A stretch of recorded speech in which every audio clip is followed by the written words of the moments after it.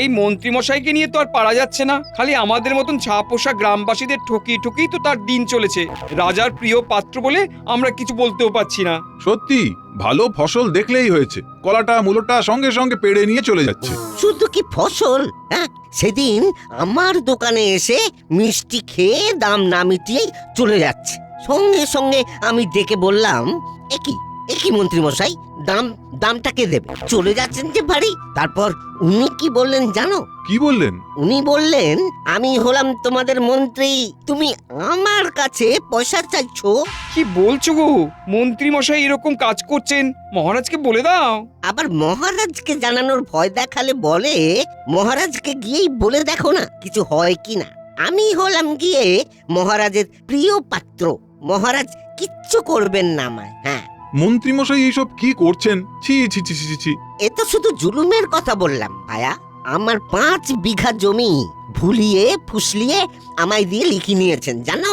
এমনকি আমার কাছে ওই কতজন গ্রামবাসী এসে এই কয়েকদিনে মন্ত্রী মশাইয়ের কাছে ঠকে যাবার কথা বলেছে, তা কি বলি তোমাদের। এর কিছু তো একটা বিহিত করতেই হবে, কিন্তু কিভাবে? সেটাই তো, মহারাজকে বলেও তো কোনো লাভ নেই। তাহলে এখন আমাদের কে সাহায্য করবে? আচ্ছা, গোপাল দাদাকে গিয়ে ধরলে কেমন হয়? হ্যাঁ হ্যাঁ হ্যাঁ, একমাত্র ওই গোপালই এটার বিহিত করতে পারবে। ও আমাদের নিরাশ করবে না। চলো তাহলে সবাই মিলে গোপাল দাদার কাছেই যাই। চলো চলো চলো চলো চলো যাই সবাই মিলে।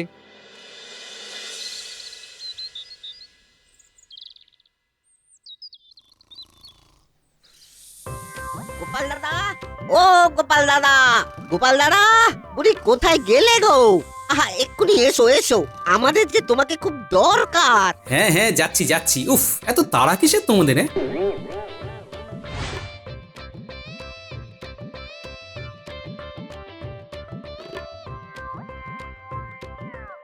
কি এত সকাল সকাল সবাই মিলে এসে একেবারে বাড়ির সামনে হাজির হয়েছে? খুব গুরুতর ব্যাপার মনে হচ্ছে। তা হয়েছেটা কি একটু শুনি। আর বলো না গোপাল দাদা, মন্ত্রীমশাইয়ের অত্যাচারে আর থাকা যাচ্ছে না গো। কেন, কি হয়েছে কি? আরে ওই বেটা মন্ত্রীমশাই তো এমনিতেই সুবিধের লোক না, তো সে এখন আবার কি করলো? আর বলো কেন, মন্ত্রীমশাই নিজের সম্পত্তি মনে করে আমাদের ক্ষেতের সবজি, কারো গাছের ফল, তারপর তুমি বলো আমার দোকানের মিষ্টি সব কিছু কেড়ে নিয়ে চলে যাচ্ছে। বলো কি, মন্ত্রীমশাই এই রকম জুলুমবাজি করছেন? হ্যাঁ, এমনকি জানো গোপাল দাদা, ওই গরিব হারান কাকার কাছ থেকে ফুসলিয়ে বুলিয়ে কাকার একমাত্র জমিটাও নিয়ে নিয়েছে। তাছাড়া আমাদের অনেকের জমি লোকটা কথার প্যাঁচে ঠকিয়ে নিয়ে নিয়েছে। আমরা গ্রামের মুখ্য সূক্ষ্ম মানুষ গোপাল দাদা, অত কিছু বুঝিও না, আর মন্ত্রীমশাই বলে তাকে কিছু বলতেও পারি না। সেটারই সুযোগ নিয়ে আমাদের ক্রমাগত ঠকিয়ে চলেছে মন্ত্রী মশাই, জুলুমবাজি করে। একে নিয়ে তো আর পারা যাচ্ছে না গোপাল দাদা, তুমি এর একটা কিছু বিহিত করো। এরকম করে চলতে থাকলে তো আমরা না খেতে পেয়ে মরে যাব, শেষে ভিক্ষে করে পেট চালাতে হবে যে। কি মুশকিলে পড়া গেল বলো তো। এই পাজি মন্ত্রীর জ্বালায় গ্রামের মানুষ তো আর টিকতে পারবে না দেখছি। গোপাল দাদা, এর একটা বিহিত তোমাকে করতেই হবে বলে দিচ্ছি। তুমি আমাদের শেষ আশা ভরসা। আচ্ছা বেশ, কিছু একটা তাহলে ভাবতেই হচ্ছে। এই রাজ্যের মন্ত্রী হওয়ার কারণে ওকে বিনা প্রমাণে কিছু শাস্তিও দেওয়া যাবে না। নিজের ক্ষমতার কি অপব্যবহারটাই না করছে মন্ত্রী মশাই। তাহলে এখন উপায়? আরে দাঁড়াও দাঁড়াও, ভাবতে দাও। ভেবে কিছু একটা উপায় বের করি, তারপর সময় মতো ব্যাটাকে ঠিক শায়েস্তা করব। শোনো, আমাকে একদিন সময় দাও, আমি তোমাদের সঙ্গে আবার কাল ঠিক এখানেই এই একই সময়ে দেখা করব। সময় মতো চলে এসো, কেমন?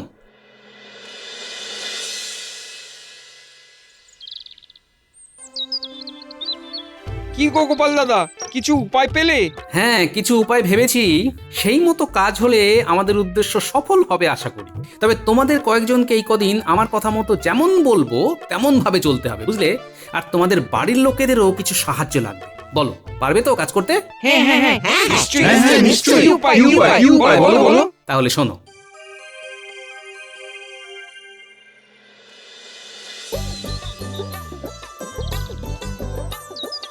কি হে পুটির বাবা, ঘরে আছো? ও মন্ত্রী মশাই, উনি যে বাড়ি নেই। সে কি, পুটির বাবা এই সময় আবার কোথায় গেল? ইস, আজ তাহলে আর কিচ্ছু নিয়ে যেতে পারলাম না। ফসকে গেল। বেটা যে কোথায় যায় কে জানে। আচ্ছা মন্ত্রী মশাই, একটু অপেক্ষা করুন, আমি ওনাকে ডেকে পাঠাচ্ছি। কিন্তু তুমি এই বিকেল বেলা বাড়ি ছেড়ে একা বেরিয়ে যাবে পুটির মা? তোমাদের তো বাড়িতে আর কেউ থাকেও না যে যাকে রেখে তুমি বাইরে বেরোতে পারবে। না না মন্ত্রী মশাই, আমাদের বাড়িতে আমাদের একটা ভেড়া আছে, ওই ওনাকে ডেকে আনবে। কি বললে? ভেড়া মানুষ ডেকে আনবে? বলি তোমার কি একেবারে মাথাটা খারাপ হয়ে গেছে গো পুটির মা? শোনো শোনো, এই ধরনের মজা আমার একদম পছন্দ নয়, এই আমি বলে দিলাম। না না মন্ত্রী মশাই, আপনি আমাকে ভুল বুঝছেন, দয়া করে আমাকে অবিশ্বাস করবেন না, আমি আপনাকে প্রমাণ দেখিয়ে দিচ্ছি। কই রে ভূত, আয় তো বাবা এদিকে। এই তো, যা তো ভূত, বাবাকে ডেকে নিয়ে আয়, বলিস মন্ত্রী মশাই ডাকছেন, দেখিস বাবা, দেরি করিস না যেন।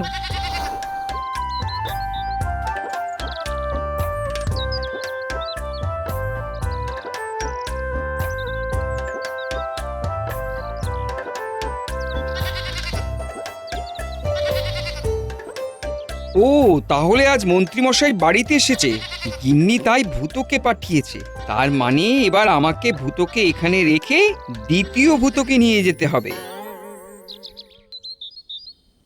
তুই এখানে ঘাস খা, আমি আসছি।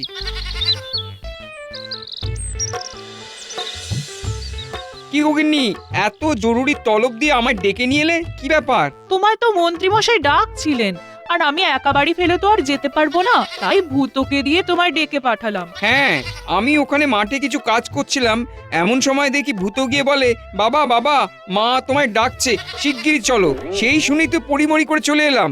এ আমি কি দেখছি গো পুটির বাবা? তোমার ভেড়া বুঝি সত্যিই কথা বলে?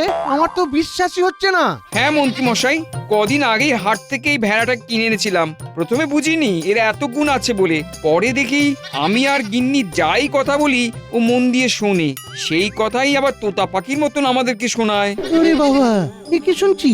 হ্যাঁ, এটা তো আমার চাই চাই চাই চাই মানে চাই। তারপর প্রথমে তো আমাদের বিশ্বাসই হয়নি, এ কি ভেড়া নাকি তোতা পাখি। আসলে আমরা দুঃখ করতাম তো, তাই মনে হয় ভগবান ভূতকে আমাদের কাছে পাঠিয়েছে। বলো কি হে? এই ভেড়া আমার চাই। এই ভেড়া আমার চাই। কত দাম লাগবে বলো, আমি এক্ষুনি দিয়ে দিচ্ছি। না মন্ত্রী মশাই, আমাদের টাকা লাগবে না, ও আমাদের প্রাণের অধিক, আমাদের ছেলের মতন। এই কটা দিন ওকে আমরা সন্তান সম ভালোবেসে ফেলেছি, ওকে আমরা বেচতে পারবো না। কি এত বড় আস্পর্ধা? তুমি কাকে বাধা দিচ্ছ তুমি জানো তো? আমি এই রাজ্যের মন্ত্রী, আমি চাইলে ওই ভেড়া তোমার কাছ থেকে ছিনিয়েও নিয়ে যেতে পারি, কিন্তু তুমি গরিব মানুষ, তাই চাইছি যে তোমার কাছ থেকে দাম দিয়ে কিনে নিতে, বুঝেছো? এরপরেও তুমি বারণ করার সাহস করবে পুটির বাবা? কি যে বলি মন্ত্রী মশাই, আপনার ওপরে তো আমাদের সত্যিই কথা বলার কোনো অধিকার নেই। তবে দেন, যে দামে কিনেছি সেই দামই দেন, 50 মোহরই দেন। আপনার কাছ থেকে কি লাভ রাখতে পারি বলুন? সে সাহস কি তোমার আছে হে?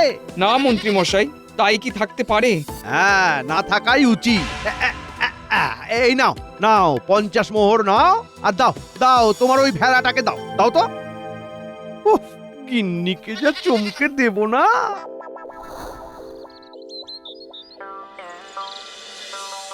গিন্নি, গিন্নি, ও গিন্নি, আরে শিগগির দরজা খোলো, দেখো কে এসেছে, দেখো। কি হলো? কি এসেছে? উমা, একটা ভেড়া? হ্যাঁ? গিন্নি, না না না না না না না না না না, ভেড়া বলো না, ভেড়া বলো না, এ আমাদের ছেলে ভূত। বলি তোমার মাথাটা কি এবার সত্যি বিগড়ে গেছে? বাবা বাবা ভূত, এই দেখ, এই দেখ, এ হচ্ছে তোর মা, আর আমি হলাম তোর বাবা। ডাক ডাক ডাক বাবা ভূত, বাবা বলে একবার ডাক, বল বাবা বাবা। বাবা বাবা বাবা, কি সুন্দর বাবা ডাক, মন ভরে গেল। আরে তুমি বুঝছো না, নতুন জায়গা তো, ঘাবড়ে গেছি। নে নে বাবা ভূত, নে বাবা ভূত, নে নে একবার একবার প্রাণ ভরে বাবা ডাক, বল বাবা বাবা। বাবা বাবা বাবা, চমৎকার! তুমি তোমার ছেলেকে নিয়ে বাইরে থাকো, চুদ্দশো। একবার পুটির বাবাকে বাগে পাই, তোমাকে মিথ্যে কথা বলে ঠকানো। আমি বার করছি, এই কটা দিন শুধু একটু রাজসভার কাজে ব্যস্ত থাকবো, তাই একবারে সব মিটে যাক, তারপর বেটার আর রক্ষে নেই।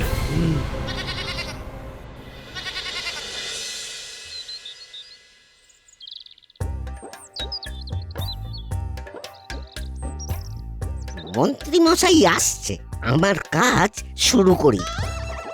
ওই ভোলা, কি করছিস বাবা?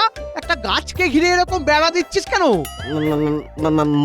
মন্ত্রী মশাই, হঠাৎ আপনি এখানে? কি কেন রে? আমাকে এখানে একদম আশা করিসনি বুঝি? নানা মন্ত্রী মশাই, আমি সেটা বলিনি। তবে তবে কি বলেছিস? আর আমাকে দেখে এমন হকচকিয়ে যাওয়ার কারণটাই বা কি? তোর মতলবটা কি একটু খোলসা করে বলবি? মন্ত্রী মশাই, আমাকে ক্ষমা করবেন, আমি এর কারণ আপনাকে বলতে পারবো না। কি বললি তুই? তোর তো সাহস কম নয়, তুই এই রাজ্যের মন্ত্রীর মুখের ওপরে না বললি? আগে না না মন্ত্রী মশাই, তাহলে এত ভনিতা কিসের? হ্যাঁ, ঝেড়ে কাশলেই তো মিটে যায়। আসলে ওই মন্ত্রী মশাই, আমি এক হিমালয় ফেরত সন্ন্যাসীর কৃপায় একখানা আশ্চর্য গাছ পেয়েছি। আর এই গাছটার গোড়ায় সপ্তাহে 3 রাত এক নাগাড়ে এক মনে হিড়িম্বানন্দকে ডেকে জল ঢাললে এই গাছের নিচে মোহর ফলে। কি বললি? এই গাছের তলায় মোহর ফলবে? তা কই দেখি দেখি, একটু খুঁড়ে দেখাও দেখি।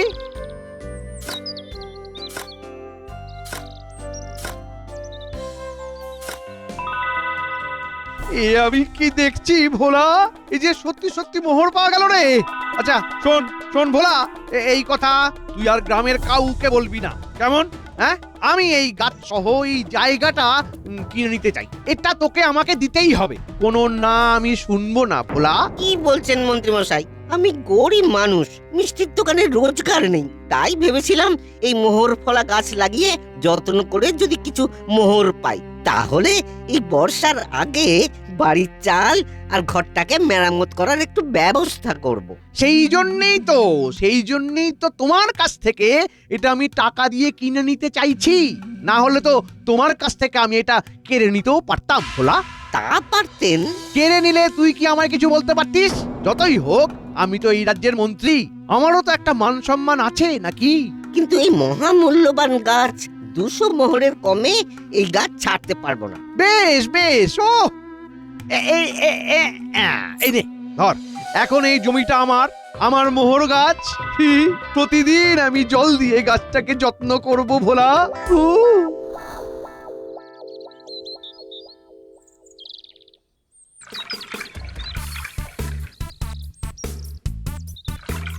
মন্ত্রী মশাই, আপনি এখানে? হঠাৎ কি এমন দরদ উথলে উঠলো যে গরিব চাষির ক্ষেতের খবর নিতে চলে এলেন? আচ্ছা, আজ কি সূর্য অন্যদিকে উঠেছে? হ্যাঁ, কি বললে গোপাল? হ্যাঁ, মানে আমি তো এই রাজ্যের মন্ত্রী, তা আমারই তো মানে কর্তব্য রাজ্যের প্রজাদের সুখ দুঃখের খেয়াল রাখা।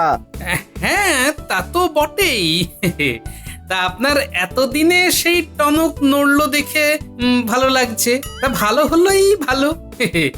আমি তাহলে এখন আসি, কেমন মন্ত্রী মশাই? হ্যাঁ হ্যাঁ হ্যাঁ, যাও তো, যাও, নিজের কাজ করো, যাও। উফ, অনেক দিন ধরে গাছের গোড়ায় জল দিয়েছি, এবার মাটি খুঁড়ে মোহর বার করতে হবে। গাছের তলার মোহর সাজানো থরে থরে। হেইয়ো হেইয়ো মোহর পাবো, হেইয়ো হেইয়ো হেইয়ো মোহর পাবো, হেইয়ো ঘুরতে থাকো হেইয়ো। এই তো কত মোহর, একই এই যে মাটির মোহর রং করা, একই সবই তো রং চটে কানা। একবার ওই ভোলা বেটাকে বাগে পাই, এর মজা আমি দেখাবই। আমাকে এভাবে ঠকানো, আমাকে।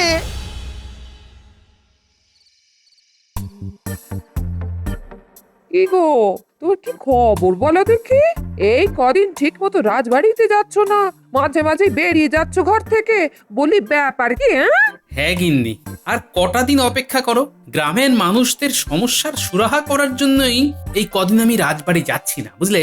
ও তাই বলো, আমি ভাবছিলাম তুমি বোধহয় ফাঁকি মেরে কাটিয়ে দিচ্ছ। তুমি যা কুঁড়ে মানুষ বাবা। সে মানলাম আমি একটু খেতে আর আরাম করতে ভালোবাসি, কিন্তু ভুলে যেও না গিন্নি, আমার বুদ্ধির জন্যেই সবাই আমাকে সমীহ করে চলে। হ্যাঁ, হ্যাঁ হ্যাঁ, তা আবার হবে না, বলি মহারাজের প্রিয় পাত্র বলে কথা।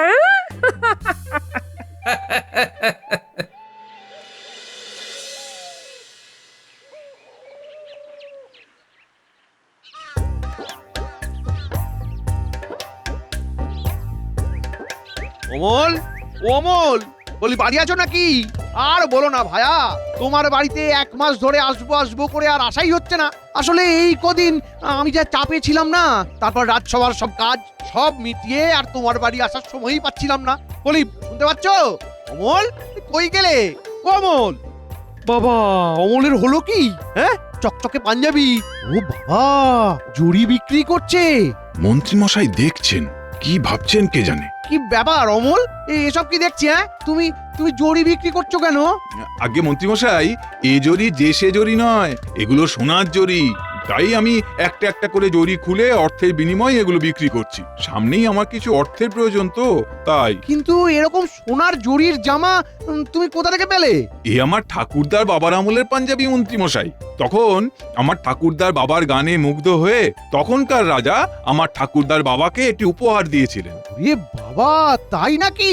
হ্যাঁ, বংশানুক্রমে এটি এখন আমারই সম্পত্তি। আগেকার সোনা বুঝতেই তো পারছেন কতখানি খাঁটি। এখন অর্থের প্রয়োজন পড়ায় একটা করে জরি খুলে খুলে বিক্রি করছি। সম্পত্তি যদি ভোগই না করলাম তো সে আর সম্পত্তি কিসের বলুন মন্ত্রী মশাই? তাই তো আমি এর জরি খুলে খুলে বিক্রি করছিলাম।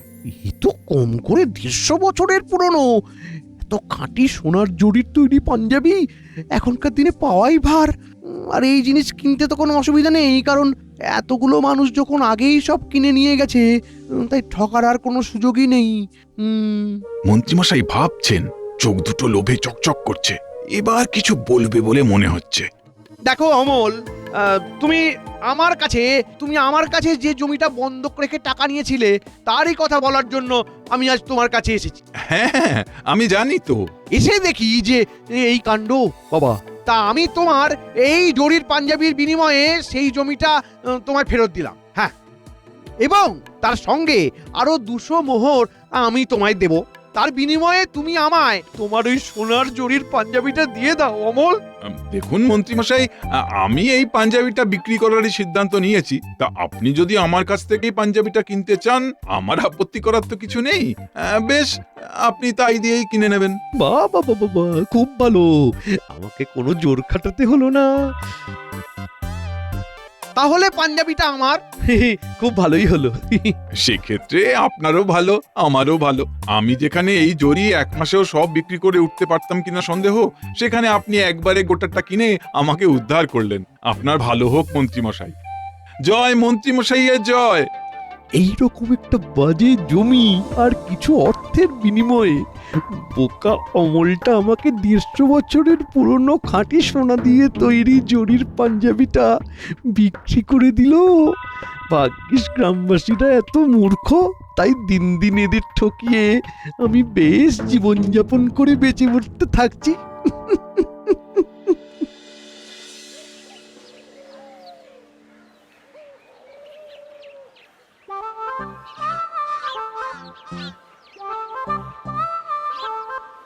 বলি হরু, এই পাঞ্জাবি থেকে আমাকে সোনার জড়িগুলো খুলে সেগুলো গলিয়ে একখানা সোনার তাল করে দাও তো হে। আগে মন্ত্রী মশাই, দিচ্ছি দিচ্ছি। মন্ত্রী মশাই, এ তো সোনার জড়ি নয়, এ যে খুব সাধারণ কাপড়ের জড়ি। দেখুন না কেমন আগুনে দিতেই একেবারে ওই সুতোর মতো পুড়ে যাচ্ছে। হ্যাঁ, বলো কি হরু? আমি যে সোনার জড়ি বলে কিনলাম, এ তুমি কি বলছো হরু? আমি যে একেবারে মারা পড়লাম গো। একখানা জমি, তার উপরে টাকা দিয়ে এই সোনার জড়ির পাঞ্জাবি আমি কিনে এনেছি, আর তুমি বলছো এ সোনাই নয়? হায় হায় হায় হায় হায় হায় হায় হায়, এ আমার কি সর্বনাশ হয়ে গেল হরু! এ নিশ্চয়ই কোনো বুদ্ধিমান লোকের কাজ। নিশ্চয়ই কোনো বুদ্ধিমান লোকের কাজ। আমাকে জব্দ করার জন্যই গ্রামবাসীকে ভুলিয়ে ফুসলিয়ে সেই সব কাজ করিয়েছে। বলে গ্রামবাসীদের এত বুদ্ধি আর সাহস হবে না যে মন্ত্রী মশাইকে ঠকায়। এর একটা বিহিত আমি করেই ছাড়বো, এর একটা বিহিত আমি করেই ছাড়বো।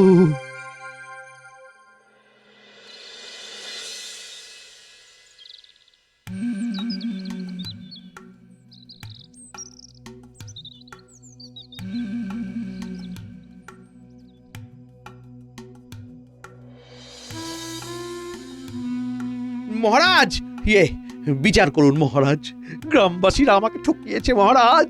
সে কি, মন্ত্রী তোমাকে ঠকালো? সবই মহারাজ আমার বুদ্ধিতেই হয়েছে। দেখুন দেখুন মহারাজ, মহারাজ আমি জানতাম এ কোনো ধুরন্ধর লোকের কাজ। এ কি গোপাল, আমি কি শুনছি, তুমি নাকি মন্ত্রীকে ঠকিয়েছো?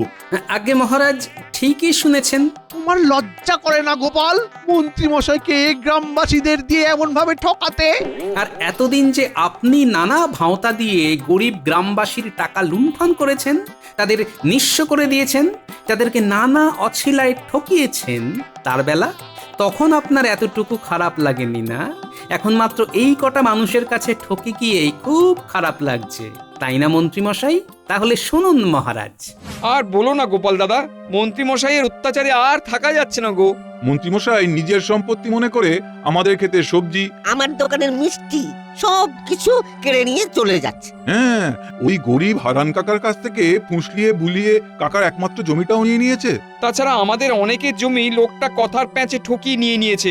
আমাদের ক্রমাগত ঠকিয়ে চলেছে মন্ত্রী মশাই। কি হে মন্ত্রী, তুমি যে বললে গ্রামের লোক তোমাকে ঠকিয়েছে, সেগুলো তুমি সব বলতে পারলে, আর তুমি যে এদের এত ঠকিয়েছো সে কথা একটুও বললে না কেন?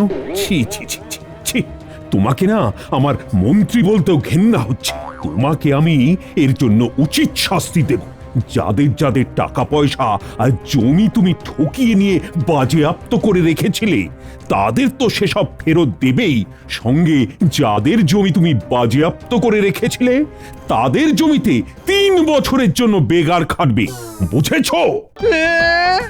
নয়, হ্যাঁ, গ্রামবাসীদের সঙ্গে ঠকবাজি করলে এমনটাই হবে, বুঝেছো ঠকবাজ মন্ত্রী? কারণ যার কেউ নেই তার জন্যে গোপাল আছে।